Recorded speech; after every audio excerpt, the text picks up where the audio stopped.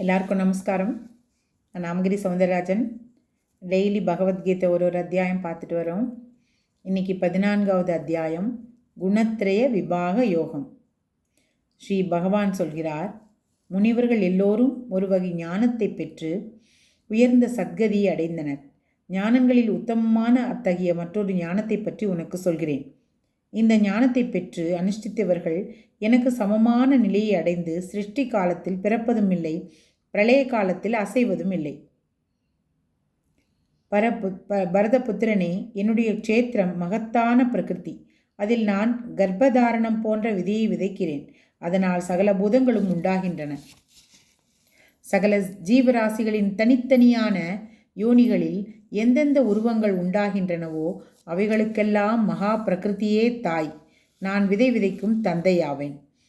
தோல்வழி மிக்கவனே, சத்வம், ரஜஸ், தமஸ் என்ற குணங்கள் பிரகிருத்தியிலிருந்து தோன்றியவை. அவைகள் அழிவில்லாத ஆத்மாவை தேகத்தில் கெட்டியாக பிணைத்து விடுகின்றன. அவைகளில் சத்வகுணம் என்பது நிர்மலமானது, ஆகவே ஒளியுள்ளது, நோயற்றது. அது சுகத்தின் சேர்க்கையினாலும் ஞானத்தின் சேர்க்கையினாலும் ஆத்மாவை கட்டி பிணைகின்றது. ஆசையினாலும் பற்றுதலினாலும் ஏற்படும் அன்பே ரஜஸ் எனப்படும். அது கர்மங்களின் பற்றுதலை உண்டாக்குவதால் அதன் மூலம் ஆத்மாவை பிணைக்கின்றது. பரதபுத்திரனே, தமஸ் என்பது அஜ்ஞானத்தால் உண்டாகிறது. அது சகல பிராணிகளையும் மயங்கச் செய்கின்றது. அது அஜாக்கிரதை, சோம்பல், தூக்கம் இவைகளால் ஆத்மாவை பிணைக்கின்றது. பரதகுமாரனே, சத்வம் சுகத்தில் சேர்கிறது, ரஜஸ் கர்மத்தில் சேர்கிறது, தமஸ் ஞானத்தை மறைத்து அஜாக்கிரதையில் சேர்ந்து விடுகிறது.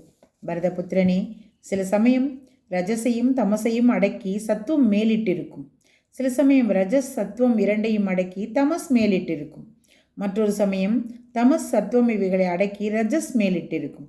சரீரத்தில் உள்ள புலன்களாகிய எல்லா துவாரங்களிலும் எப்பொழுது ஒளி உண்டாகிறதோ அப்பொழுது சத்துவகுணம் மேலிட்டிருக்கின்றது என்று அறிய வேண்டும்.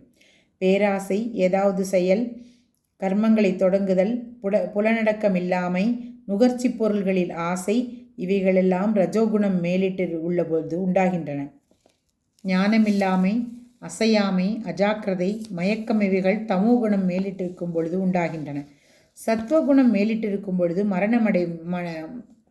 மரணமடைபவன் உத்தமமான ஆத்ம தத்துவத்தை அறிந்தவர்கள் அடைந்துள்ள நிர்மலமான லோகங்களை அடைகிறான். ரஜோகுணம் மேலிட்டிருக்கும் பொழுது மரணமடைபவன் கர்மங்களை அனுஷ்டிப்பவர்களின் குலத்தில் பிறக்கிறான். அப்படியே தமோகுணம் மேலிட்டிருக்கும் பொழுது மரணமடைபவன் மூடர்களின் குடும்பத்தில் பிறப்பான். சாத்வீகமான கர்மத்திற்கு சுத்தமான சத்துவகுணமே பலன், ரஜசுக்கு துக்கம் பலன், தமசுக்கு அஜ்ஞானம் பலன் என்பார் பெரியோர். சத்வகுணத்தில் ஞானமும், ரஜசால் பேராசையும், தமசால் அஜாக்கிரதை, மயக்கம், அஜ்ஞானம் என்பவைகளும் உண்டாகின்றன. சத்வகுணம் உள்ளவர்கள் மோட்சமடைவார்கள். ராஜச குணமுள்ளவர்கள் மனித உலகத்தில் தங்கிவிடுவார்கள். நீர் குணத்தவர்களான தாமசர்கள் பசு பட்சிகளாக தாழ்ந்த நிலையை அடைவார்கள். செயல்களை நடத்துபவை குணங்களே, அவைகளை காட்டிலும் மற்றொரு கர்த்தா இல்லை என்று எவனொருவன் காண்கிறானோ, குணங்களை காட்டிலும் தான் வேறு என்று எவன் அறிகிறானோ அவன் எந்நிலையை அடைகிறான். தேகத்திலிருந்து உண்டான இந்த 3 குணங்களையும் கடந்து பிறப்பு, இறப்பு, மூப்பு, துக்கம் என்பவைகளிலிருந்து விடுபட்டு அமிர்த நிலையை அடைகிறான். அர்ஜுனன் சொல்கிறான், பிரபோ, ஒருவன் இந்த முக்குணங்களை கடந்தவன் என்று எந்த அடையாளத்தை கொண்டு அறிவது? அவன் எத்தகைய நடத்தைகள் கொண்டிருப்பான்? எப்படி 3 குணங்களையும் கடப்பான்?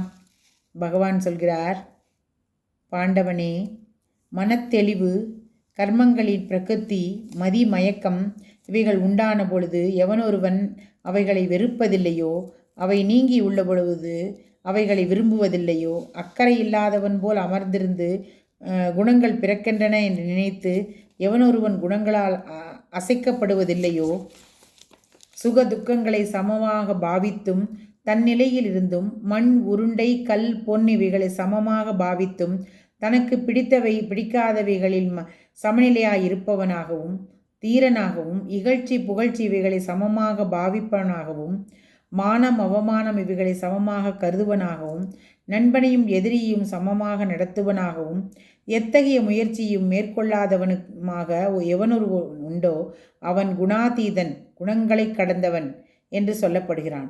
எவன் சலனமில்லாத பக்தி யோகத்தால் என்னை உபாசனை செய்கிறானோ அவன் இந்த குணங்களை கடந்து பிரம்மமாகும் தகுதியை பெறுகிறான்.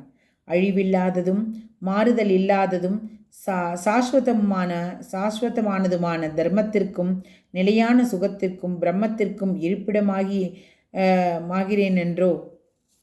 இது ஸ்ரீமத் பகவத்கீதா உபனிஷத் பிரம்ம வித்யாயாம் யோகசாஸ்திரே ஸ்ரீ கிருஷ்ணார்ஜுன சம்வாதே குணத்ரய விபாக யோகோ நாம சதுர்த்தசோத்யாயக. கிருஷ்ணார்ப்பணமஸ்து.